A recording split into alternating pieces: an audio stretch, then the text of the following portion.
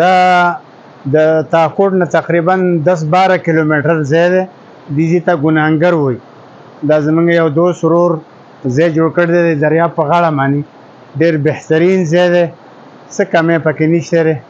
دا د دې ځای نه 12 کیلومتر یا 10 کیلومتر به چکیسر راځي، مشهور ځای دی.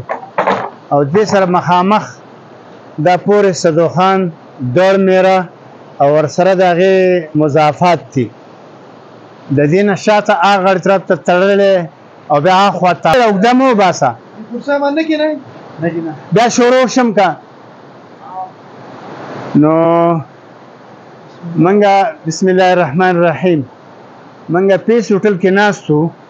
خو عام تاثر او د عام خلقو د سیل کوونکو خلقو زیات توجه پیس هوټل تاکوړ سره او پل سره نږدې دی. خو دې ځای موږ زیات متاثره کړلو. دا د تاکوړ نه د عمره چې 10-12 کیلومتر غالبا د عمره به وي. او ډېر بهترین ځای کې د محل وقوع ډېر ښایسته دی، بلکل د سیند په غاړه دی او ډېر ښایسته پکې ډېر آب و لحاظ سره.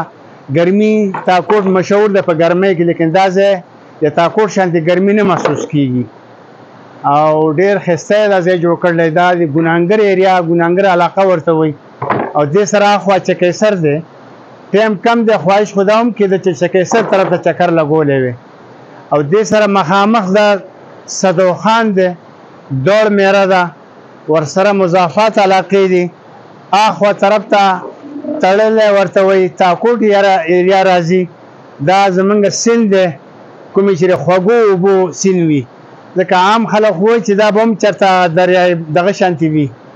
دا سیند کوم چې هغه تر کراچۍ پورې ځي، د هغه سیند دی. او د دې نه 10-18 ورځې وروستو دی په شکل د دې سیند خوند به هم بل شانتې وي.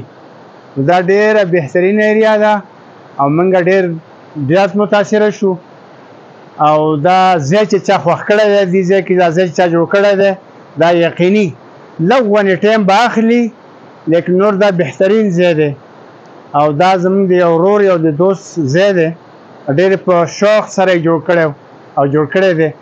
اوس موږ ناست وو او څه ملګري زموږ د اسلام آباد نه راغلل، څه د یو ځای نه څه د بل ځای نه. نو ډېر ښه ځای دی، خالص د دریاب په غاړه دی. دریاب کې سړی لمبل پکې غواړي، خو چونکې دا خطرناک وي نو هغې وجې باندې خلک شوق د لمبلو نه ساتي، خو کم از کم تر پړکي پورې او تر نیمې پنډۍ پورې خپې پکې یخې ساتي.